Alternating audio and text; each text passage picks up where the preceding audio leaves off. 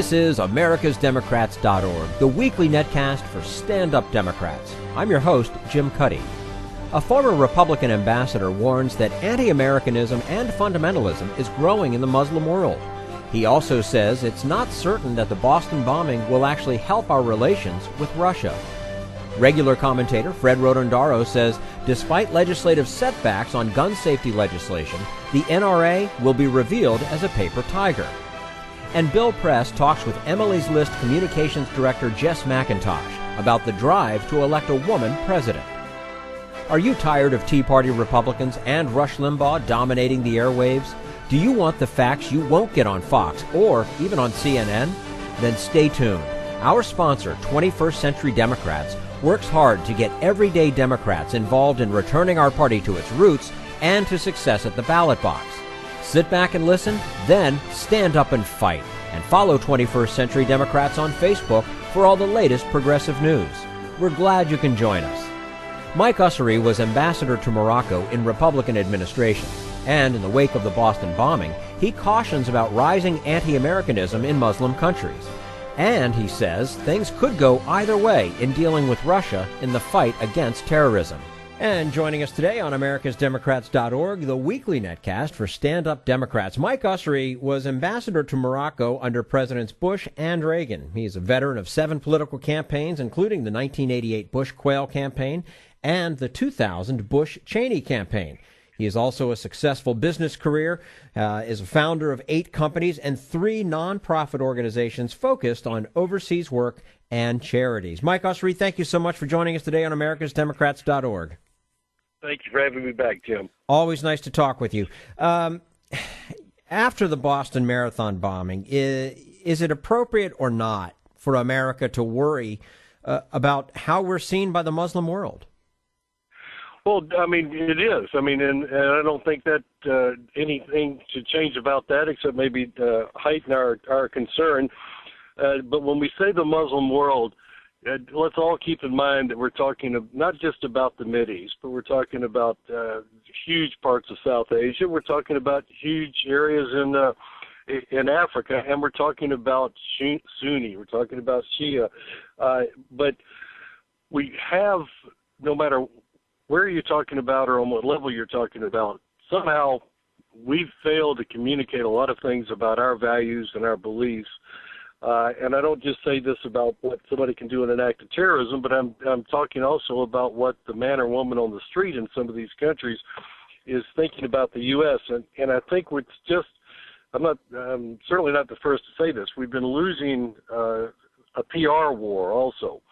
And we lose it because day in and day out, mullahs and different leaders in the Muslim world are speaking about us. They're saying things that aren't accurate, and yet we're not able to get out the message. It's almost forgotten now that we're the people that liberated millions of Iraqis who had been oppressed, millions of Afghans who've been oppressed and helped build up their society, and particularly, made a difference in the lives of so many women in Afghanistan. But I think that and our view about, tolerance and fundamental freedoms just gets lost when we try to communicate overseas. And so we're getting drowned day in and day out, but we still have to work on it. We have to work on it harder. I don't think it's a matter of changing policies, though. I think it is on a communication level and it's on a perception level. And in fact, one presidential tour or certain press releases or some shift in some policy is not going to change that, though, of course, people say if there was a Mideast peace, yes, that would change the fundamental equation, though since the days that was first said over the past decades, now we've seen so many other conflicts. We've seen the Arab Spring. We're seeing rebellion in Syria right now, so it's extremely complicated, extremely difficult. Well, so is there a Muslim world, or is it just as fractious as the rest of the world?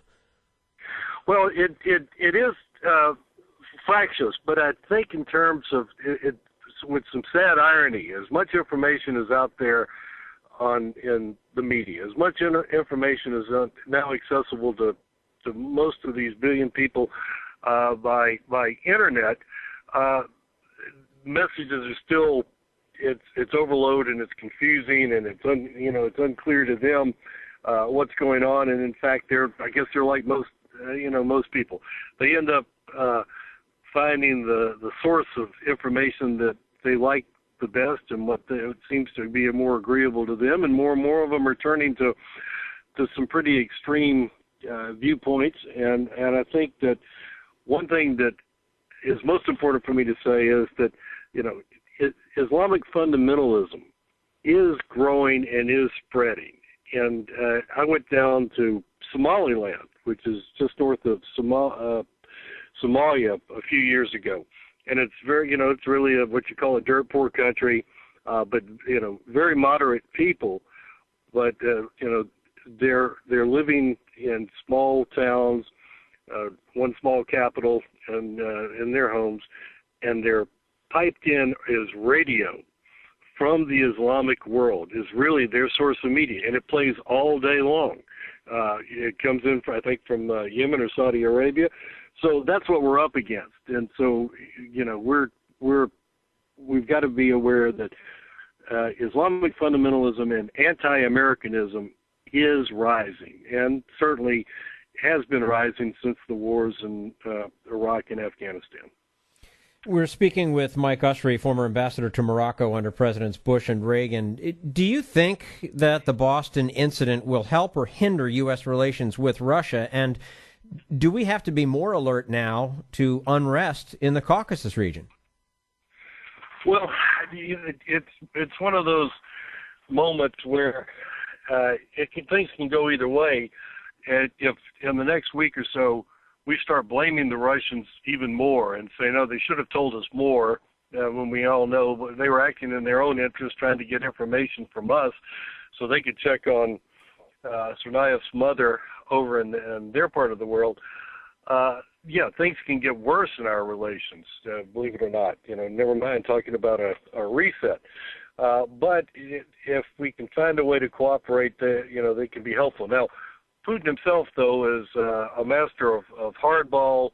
If he sees an opportunity, he'll take it. But if he doesn't, we can be sure that the intelligence services is not going to be sentimental about what happened in Boston. These are hardcore, hard-trained people who are always just looking at a very narrow interest. So, but given the state of relations with Russia today, I can hope we can find some more cooperation, because this has been proven we need it. Mm-hmm. Yeah, I would think that rather than it causing more division, it would actually help us, help both sides kind of come together and say, look, we need to stop this globally. What's your view about the proper use of drones? Is it a tactical necessity or a foreign policy blunder? No, I think I come down the side of a tactical blessing. I think that. It's not about the technology as much as about how we manage and use the technology and what our policy is for it. And, if we look through thousands of years of history about the evolution of warfare, technology's been one of the great drivers and will continue to be. And that's really an advantage for us, the Americans, for the good guys. So what we've got to do is not lose our good guy position by misusing drones. In terms of using drones inside the United States, I'm not. I have no more qualifications than the next American in terms of what we ought to do and where the balance ought to be between privacy and security. But I think we all see the way it's going. We've already given up some level of privacy over the past decade, and I think with drones, well, frankly, I'm willing to give up more privacy, and if they don't mind wasting their time looking inside my window from a few thousand feet up. But in terms of out on the battlefield, it's a great advantage to us.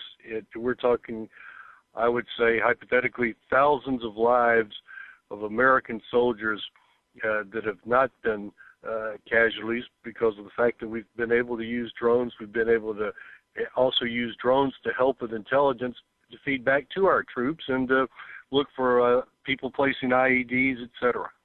Well, and the other thing too, Mike, is people don't like cameras all over the place, but if there weren't the cameras all over the place, we'd probably still be trying to find the perpetrators of the Boston Marathon bombing. Exactly. I think it's a great point, Jim. And I was in London last week, and there's a place where you're reminded about how the place is totally wired for cameras on the street. You can't move around in London without at least a camera watching you. Maybe there's no individual watching you, but I think it's just has been critical for London. And of course, London, in terms, let's say, compared to Boston, London. There was a book by someone who's been working for President Obama named Quentin Wiktorowicz, and he wrote a book called about the enemy within the gates years ago, and it was all about how the enemy was already inside the gates in London, in England, and so it's something we need to keep in mind, and that gets into other issues we'll talk about someday in terms of things like our visa policies. Yeah. Well, now as for the future, which global trends should we be paying attention to, or maybe I should say closest attention to? Cyber warfare, demographics, economic inequities, religion, climate change? Well, it's a great list, and of course, as you touched on the answer should be all of them. I think demographics is certainly one of the most serious facts of life going on out there. Now, I think we pay less attention to it because we do view it as just a fact of life and something we can't control very easily, though, there are good population programs being put into place in developing countries. But population itself, when I sit back and hear the idea of 9 or 10 billion people living on this planet, maybe at the middle or shortly after the middle of the century, it's staggering. But that also gets into the idea that even today, water is a critical issue. It can cause wars. It's going to get more serious, and if the Earth continues to get warmer, then even water issues and population growth are going to make that more critical. But the first one you touched on, I just want to say, I applaud what people in Congress are doing. Congressman Mike Rogers, who's chairman of the House Intelligence Committee, and others who are now bringing to our attention that cyber warfare is out there. Let's say there's skirmishes going on all the time. Our system's being tested all the time. We haven't had a catastrophe, so we're not. It's not in the public's mind and imagination as maybe it should be. But that is something that can turn with a click, and it's really become, I think, the new issue for the next decade and beyond. Again, we're speaking with former ambassador to Morocco, Mike Ussery, who served under Presidents Bush and Reagan. And before we let you go, where does the United States stand right now in terms of the balance of trade? Are we now focused exclusively on Asia, and should that be the case? Well, no, I wouldn't say we're focused on Asia, but I would put it another way. I'd say we need to be even more focused than we are on Latin America. Also continuing, which is really a booming in many countries. I think we also need to try to have more focus on Africa in terms of trade, both to develop those countries and develop our trade relations, and keep in mind that over the next, say, 30 years, you're going to see a lot more minerals and metals come out of the ground in Africa, and we ought to be concerned with where they go, who has access to those resources, that there's fair trade policies surrounding all of that. And back in Europe, one thing that I guess I'm pleasantly surprised at is we haven't seen more protectionism or more attempts to block goods into Europe by different political factions inside Europe. So I'm happy about that, but we always got to be vigilant and make sure that the Europeans don't slip on trade either. So it's really global, and if anything, while some may say, are we just focused too much on Asia? In some ways, it'd be hard to argue that we can't focus even more and ratchet up our policy with the Chinese, and that gets into touching on everything, including currency. Okay. Mike Ussery, former ambassador to Morocco under Presidents Bush and Reagan, of course, veteran of multiple political campaigns, including the 1988 Bush Quayle campaign and the 2000 Bush Cheney campaign. Mike, as always, great talking with you today on americasdemocrats.org, and we look forward to doing it again soon. My pleasure, Jim. Thanks so much. Thank you. And this is americasdemocrats.org, the weekly netcast for stand-up Democrats.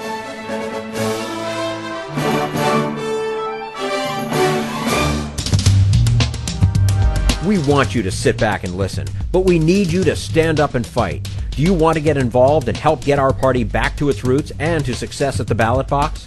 You can make your contribution to Democrats for America's Future and help us keep this show going and to elect Democrats who will stand up for democratic principles. Go to americasdemocrats.org and click on Donate at the top of the page. This is americasdemocrats.org, the weekly netcast for stand-up Democrats. Fred Rotondaro of the Center for American Progress, and a regular contributor to this netcast, is optimistic that, despite setbacks on gun safety legislation, the fight is a long-term battle that will be won. That's coming up in just a moment. Right now, we turn to Jim Hightower, America's #1 populist, for his common sense commentary. You see them in stores across our country and around the world. Colorful and stylish clothing with happy-sounding brand names like Children's Place, Papaya, Joe Fresh, Freestyle Baby, and Mango. But you don't see the factories where these cheerful garments are made, nor are we shown the strained faces of the impoverished workers who make them, paid little more than $1 a day for long, hard shifts. We only catch a glimpse of the grim reality sewn into these happy brands when yet another factory is in the news for collapsing or burning down, bringing a grotesque death to hapless workers trapped inside. It's a horror that keeps happening, and after each one, the brand name marketers and retail profiteers cluck with sympathy for the families of the dead and decry the tragic accident. As Scott Nova of the Workers' Rights Consortium put it after the recent atrocity when a Bangladesh factory collapsed and crushed thousands of garment workers, the response is always the same: vague promises and public relations dodges, while the pile of corpses grows even higher. Is there something about clothing factories that makes them disaster magnets? Yes, the massive gravitational pull of corporate greed. Not merely the greed of sleazy factory owners, but, most significantly, the greed of such respectable retailers as Walmart, Benetton, Gap, and H&M. The April collapse in Bangladesh was not an accident, but the inevitable result of a Western business model that demands such low prices from offshore suppliers that worker safety is their dead last priority. This is Jim Hightower saying, in the corporate hierarchy, death is coldly built into the consumer price and routinely accepted in the boardrooms as a justifiable means of adding another dime to the bottom line. For information and action, go to www.workersrights.org. Workersrights.org. Need an antidote to the progressive blues? Want some good news about how grassroots folks are rebelling against the corporate powers and winning? Well, here's an easy-to-swallow pill for you, the Hightower Lowdown. Hightower's monthly newsletter will give you the lowdown, even as it lifts you up. It's 4 pages a month, jam-packed with facts you can use, actions you can take, and Jim's own Texas humor, all for only $15 a year. To become a lowdowner, go to hightowerlowdown.org. This is americasdemocrats.org, the weekly netcast for stand-up Democrats. Fighting the NRA may take a long time, but the gun lobby is going to be revealed as a paper tiger, says regular commentator Fred Rotondaro. And joining us now on americasdemocrats.org, the weekly netcast for stand-up Democrats, regular commentator Fred Rotondaro, senior fellow at the Center for American Progress, contributor to the Huffington Post as well as americasdemocrats.org. Fred is also active in the lay Catholic community, especially on social issues. Fred, welcome back to americasdemocrats.org. Thanks, Jim. Always a pleasure to be here. And always just great to speak with you. Now, you have been active in the ongoing debate about the proper role of guns and gun regulation. Are the chances of getting something done in Congress falling apart, though? The chances of getting major legislation this year are at best, I would say 60 against 44. But we're going to get some legislation. I think we're going to get some kind of universal background checks. We are going to get something vis-a-vis gun trafficking. This, unfortunately, Jim, is going to be a long-term battle. And the reason it's going to be long-term is that there are vested interests out there, starting with gun manufacturers who make billions a year, going to the National Rifle Association, which has staff people like Wayne LaPierre who make $1 million a year or more. This is big business for a lot of people. And then, very frankly, these organizations, these groups, have been dealing for so long with so many members of the American public who just don't really know what is happening in the world of guns in America. They don't really have an idea of what President Obama is really proposing. And very frankly, for so many of us, they just haven't been paying enough attention. Jim, if I may cite a personal example, I have been a typical liberal. For years, I would give money to gun control organizations. I would vote that way, and then I would walk away and do something else. Newtown changed me, and it's changed millions. Those kids, 20 kids in their first and second grade rooms, were killed in a matter of less than 5 minutes by a mentally unbalanced individual who was able to buy, actually he didn't buy, his mother bought, a legal gun which was able to fire 154 bullets in less than 5 minutes, riddling 20 6- and 7-year-old kids. That was legal. And you have the NRA defending that. You have gun manufacturers defending that. And very frankly, you've got several million gun extremists who say, we need our assault weapons. We need magazines that can fire 30 rounds in one clip. Mm-hmm. Yeah. Well, let me ask you this, though, Fred. Yeah. Did the president kind of blow it by not moving instantly or at least maybe a little more forcefully after the Newtown tragedy to rally the public around responsible regulations? Because it seems like the public has kind of softened and sort of lost the interest a little bit. I don't think he's blown it, Jim. I think he decided that he wanted to move quickly, but that he also had to build up public knowledge, and that is a major problem right now. The percentage of the public that wants background checks is like 92%. Percentage of National Rifle Association members that want it is around 73%. You've got members of the public who aren't aware at all that the National Rifle Association is opposing prohibitions on background checks that would stop the sale of guns to criminals or that would stop the sale of guns to the mentally unbalanced. This is going to be a long-term battle. This isn't going to be over this year. It's going to be long-term. But I think what's happened is that you now have people like Mike Bloomberg, who's not going away. Michael Bloomberg, from what I gather, is getting ready for a long-term battle. He's going to put a lot of money into it. You've got Jim Messina, who ran the president's campaign. Jim Messina is going to be heading up a major initiative dealing with not just guns, but dealing with economic issues. And you've got fake groups, such as the one I'm connected with, who suddenly realize this is an incredible problem that we have not paid attention to.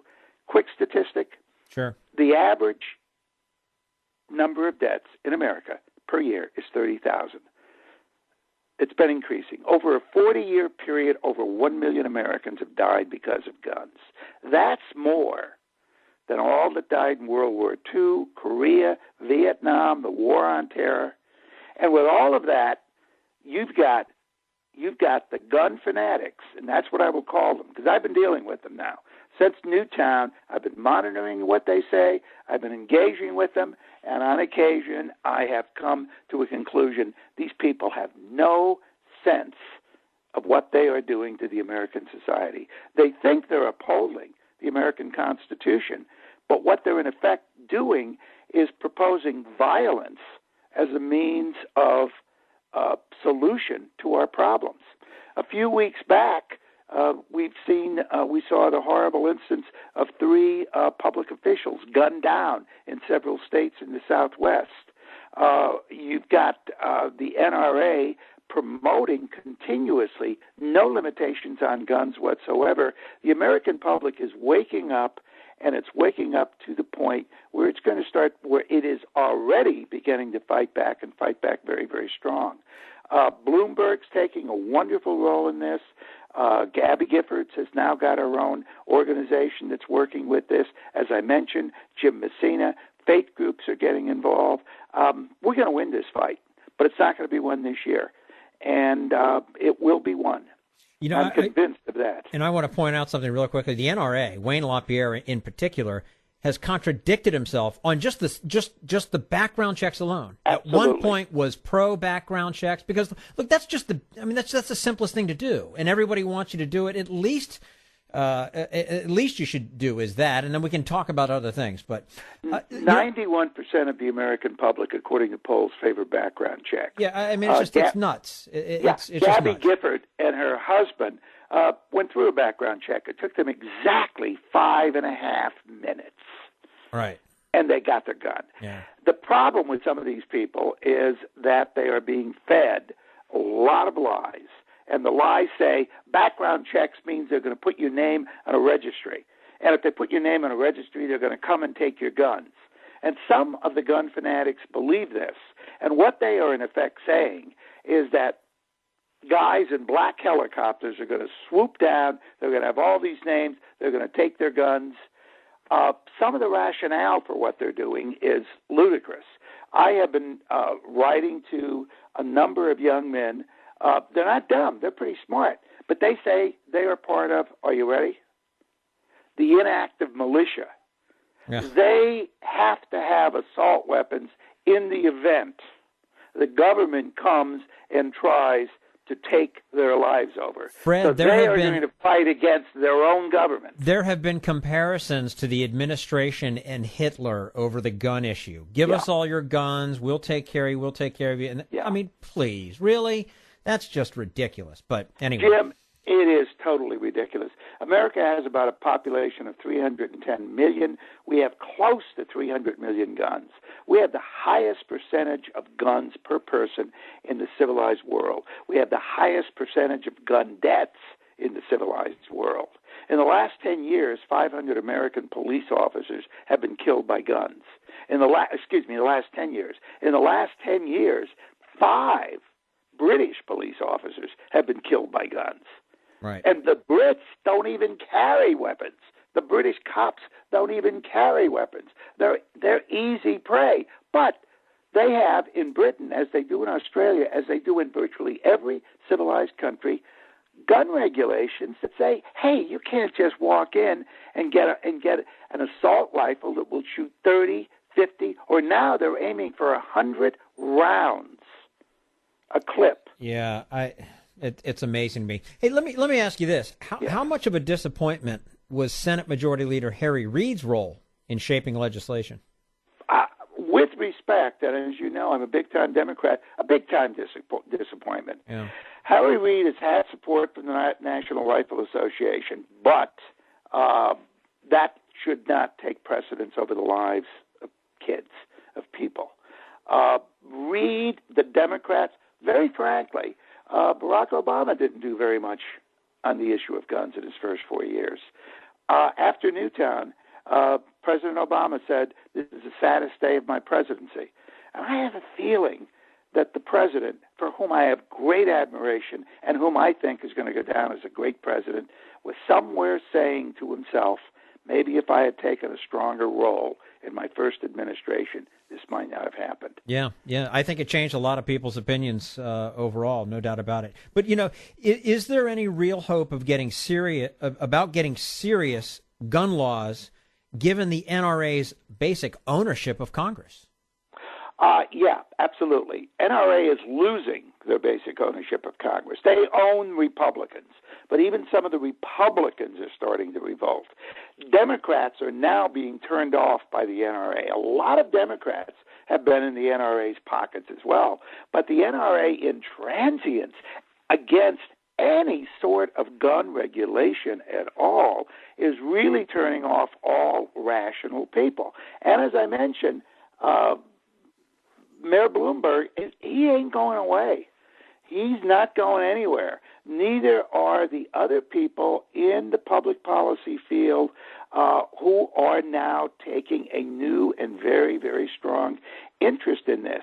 I am a pretty prolific giver in political campaigns, and I am going to make sure that a lot of the money I give in 2014 and 2016 is going to go to defeat people that refuse to stand up against the NRA, and it's going to go to support people who have stood up against the NRA. And I think what we're going to see is the NRA is really a paper tiger. The NRA just does not have the kind of influence that people think it has. What they have had in the past is intensity. They've had a single purpose, but now they've got a lot of rational people who are coming up with the same kind of single purpose mentality. Adam Lanza killed 20 kids. He shot 154 bullets. He had magazines with 30 rounds. Mm-hmm. He had 5 magazines. What one regulation would say is, let's have magazines with 10 rounds. That's not taking anybody's liberty away. If Adam Lanza had to use 10-round magazines, he would have had to reload 15 times in a 5-minute period. How many kids would now be alive if he had to do that instead of having 30-round military-type magazines that are being defended by gun extremists and that are being defended by people in the Congress, both Republican and, thank God, fewer Democrats than normal. If just one more of those children or those teachers, the adults at Newtown, were still alive, then the legislation would have been worth it. Jim, the legislation would have been worth it. So, the gunman who shot at Gabby Gifford, I think he had the 10-round magazine, and when he stopped to reload, a couple of civilians tackled him. That ended it. Now, what if they now are getting ready to produce 100-round magazines? Does a civilian really need that? Yeah, it's mind-boggling. Absolutely it really mind-boggling. Fred Rotondaro, Senior Fellow for the Center for American Progress, contributor to the Huffington Post, regular contributor here as well at americasdemocrats.org. Fred, as always, great to talk with you. Thank you so much for your time, and we'll do it again soon. Thank you, Jim. I'd love to. All right, and this is americasdemocrats.org, the weekly netcast for Stand Up Democrats.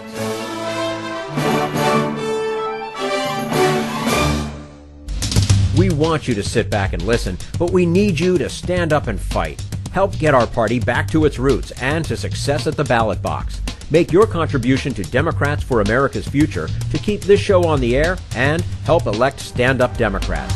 Go to americasdemocrats.org and click on Donate at the top of the page.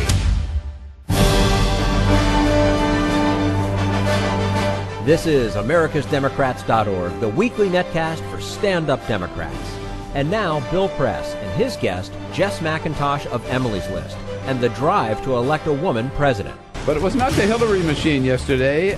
It was Emily's List. Emily's List founded in 1985 by the great Ellen Malcolm. Mm-hmm. Still going strong. Stephanie Shriak, now the president, and Jess McIntosh, the communications director. So yesterday you launched this M-POTUS campaign. What's it all about? We wanted to capitalize on the enthusiasm from 2012. That election cycle was just a mandate for women's leadership. We elected a record number of Democratic women to Congress. Emily's List, which helps elect progressive women, quintupled our membership in 2012. Whoa. There are so many Americans who are ready for more women in leadership roles, and we wanted to make sure that we were harnessing that energy, building a base that was committed to putting a woman in the White House. finally. And how are you going about it? We're having conversations online and off. We're doing town halls in battleground states. We're having Twitter chats. We're engaging people through every channel that we have, significant, digital outreach. Everybody should join us at emilyslist.org or tweet at us using hashtag MPOTUS, which is standing for Madam President. And this should be a sustainable campaign. I hope that we have seen the last cycle where you picture that debate stage and there are 8 guys on it. I'm hopeful that those days are over. We're going to do what we can to make sure they are. Well, don't forget Michelle Bachmann. But let's be honest. Isn't this just a ruse, right? Isn't this just a cover for the Hillary Clinton for president campaign in 2016? We are hopeful that Hillary runs. Absolutely. We would love to see her do it. I think she's the clear front runner for the party, male or female. But this is bigger than one woman and one cycle. We want to start making sure that the bench is getting built for 2016, for 2020, for 2024. There should always be a Democratic woman on the ticket. And we have some fantastic women who aren't Hillary, who have answered to titles like secretary and governor and senator, and they're ready for the next step. Who's your list?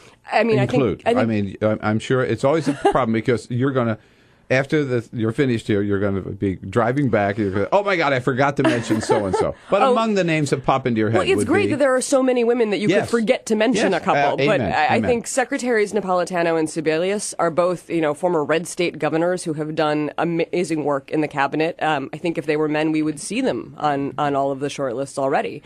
Senators Klobuchar, Kirsten Gillibrand from New York. Jean Shaheen from New Hampshire. I think Claire McCaskill from Missouri is someone who ought to be mentioned. And then, you have Attorney General Dianne Feinstein from California. Yes. Barbara Boxer from California. For sure. I mean, these are lions of the Senate. These are women who have been doing really incredible work for cycles and decades and ought to be considered for higher office. And then we have, folks around the country who everybody's looking for, who's the next Barack Obama, who's the next person that we haven't heard of yet. I think Kamala Harris in California is a perfect example of that. We need to make sure that women are always on the short list. And I must say, I think this should be a goal not just for the Democratic Party, but for the Republican Party. Wouldn't that be nice? Yeah. I mean, clearly I'm going to vote for the Democratic woman over the Republican woman, but the Republican Party ought to think about the same thing. They're talking about outreach to Latinos, talking about outreach to African Americans. How about outreach to women? I think they don't know how. I think they don't have anything to sell to women, and they don't know how to sell it anyway. I mean, what would outreach to women look like? They're still telling their people not to say things about rape. I mean, it's hard to build a platform to run on to, And they're also still officially the party that says that we will decide what happens to your body. You don't have a right to make that decision. Frankly, I think if they did a better job of promoting women within their own party, the Republican Party might be a better party. I think it would be good for them and the country. So the point I was making is if you're a Republican, there are Republican women who are outstanding too, like Susan Collins or Olympia Snow. Sure. And you could go down the list. That's a short list for me. But maybe Nikki Haley's a governor in South Carolina, not my kind of politician. But there are Republican women. And look at the women around the world and other countries. We're about the only developed country that has not had a woman ever as its leader. Right? We got to fix that. Which it's is time. Pretty sad. And the good news is Emily's List did some polling in likely voters in battleground states, and folks are ready for this. They are excited about it. 90% of the people we polled said that they would vote for a woman. 86% think that the country's ready for it. 72% think that we are going to elect a woman president next cycle. I mean, the future is now. We're here. So those numbers are incredible. They are. 90% said they believe the country is ready for, or no, 90% said they would vote for a woman as from their own party for president of the United States. Yeah. I mean, what have we been waiting for, right? Hello. Emily's List also put out you put out a little ad, kind of making this point. We can't show you the ad, but we can play the ad for you. It's very clever. And these are young girls who are at a podium. Why not, right? As candidates for president, pointing out why this is something that we shouldn't even be surprised about. Here are some of their voices. I always dreamed of this, standing here, and it's because of you all that I can. The millions who stood up and spoke up, who voted. My mom told me I could be anything I wanted. You know, it didn't used to be like that. A long time ago, women didn't even get to vote, which is crazy. My mom told me that when she grew up, no one even thought there'd be a woman president. Can you imagine? No woman president? They were all boys. They were all boys, and they have all been boys. Yeah. We wanted to some great show boys, but all boys. Absolutely, we wanted to show a future where it was normal. There were just women presidents, just like there were men presidents, and these little girls got to grow up thinking that they could be that, and they weren't shattering any glass ceilings anymore. No, and look forward to the day when it would be no BFD, right? To have a woman as the head of the ticket. We've had a couple of great women, or at least one, at the second tier. And then the Republicans had not such a great one, their vice presidential candidate either. I just have to say, before we take a break, I'd love to hear your calls about this. So are you ready? Is America ready for POTUS? 866-55-PRESS. Damn right we are, I would say. What do you think? Jess McIntosh here. We have to add two women we didn't. Elizabeth Warren, we sort of did, but she's got to be on that list of people who'd be qualified to be a great president. Oh, for and sure. Nancy Pelosi, Democratic leader of the House, former Speaker of the House. So the list, the more you think about it, the list gets longer and longer and longer. Yes is the answer. What do you say at 866-55-PRESS? Heard around the country and seen on current TV, this is the Bill Press Show. All right, 23 minutes after the hour, Emily's List is shaking it up yesterday, saying it's way past time that we elected a woman as president of the United States. Couldn't agree more. Jess McIntosh is the communications director for Emily's List here in studio with us. Just one thing that, I would hope we'd get to the day where we would make a decision for president based on what are his or her qualifications for the office, right? What is her or his stand on the policies that are important to us, right? And what qualities or experience does she or he bring to the office? Right.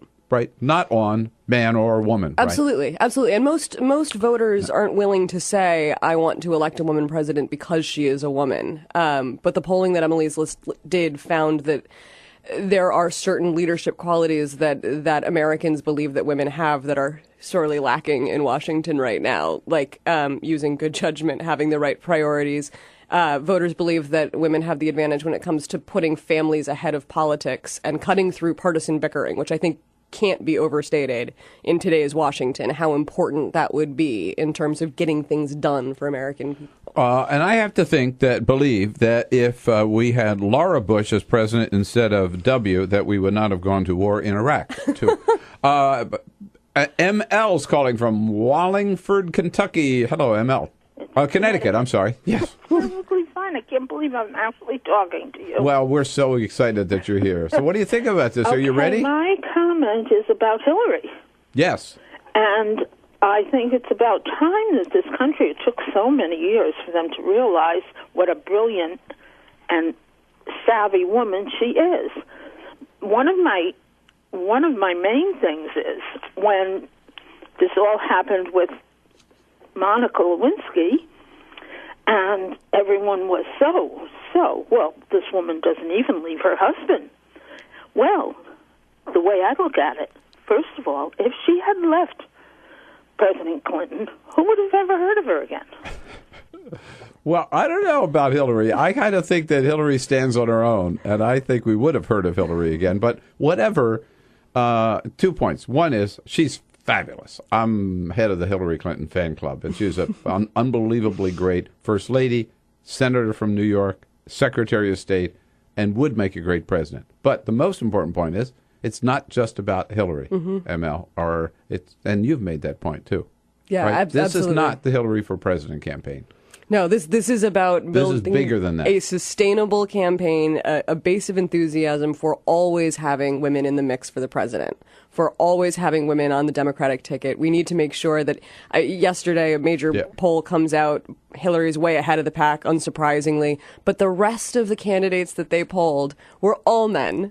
We didn't see Senator Klobuchar. We didn't see Senator Gillibrand. We didn't see any of our fantastic cabinet secretaries or governors, former governors like Chris Gregoire. I mean, we have leaders all over the country, women who are every bit as qualified and ready as your Martin O'Malley's and your Andrew Cuomo's and your Deval Patricks. I mean, it's time to start getting them on those so lists. in the time we have left, so you, Emily's List, very busy now with this campaign for the unnamed woman, woman, as president. But there are named candidates you're also supporting this year. Who are the most important female candidates? Oh, absolutely. This is it's really an interesting cycle. It's all about women's executive leadership. We have mayoral races all over the country in 2013, and then we have governor's races in 2014. So it just makes sense that we're looking at the White House in 2016. But right now, this year, we're supporting Chris Quinn for mayor of New York, Wendy Gruhl for mayor of LA. Those would both be the first women elected mayors in the country's two largest cities, and they're progressive cities. It's just crazy that, I mean, I'm a New Yorker and I'm a little bit, I hate to say ashamed of my city, but I can't believe we haven't done it yet. It's about time. And then, of course, we are supporting Barbara Buono for governor of New Jersey, which is a really exciting race. I mean, I know Chris Christie seems like the inevitable one, but she is fantastic. And check out Emily'sList.org to see more about her. She's Emily'sList.org, Barbara Buono in New Jersey. Is that 2014 or 2013? That is 2013. I thought so. That's this year, yes, 2013. And then Chris Quinn and Wendy Gruhl out in Los Angeles, Chris Quinn in New York in 2014. Oh, that's also 2013. Also this year? Yeah, it's a big year. It is a big year. What off year? Man, so glad you came in. You got us going here. Jess, thank you. Good to see you. That's all for AmericasDemocrats.org. Thank you to all who made today's show possible. Mike Ussery, Fred Rotondaro, and the entire Bill Press team. And thank you for listening. If you liked what you heard, please get involved in our efforts to keep this show going and to elect Democrats who are bringing the party back to its roots. Go to AmericasDemocrats.org and click on Donate at the top of the page. And be sure to find 21st Century Democrats on Facebook. For AmericasDemocrats.org, I'm your host, Jim Cuddy.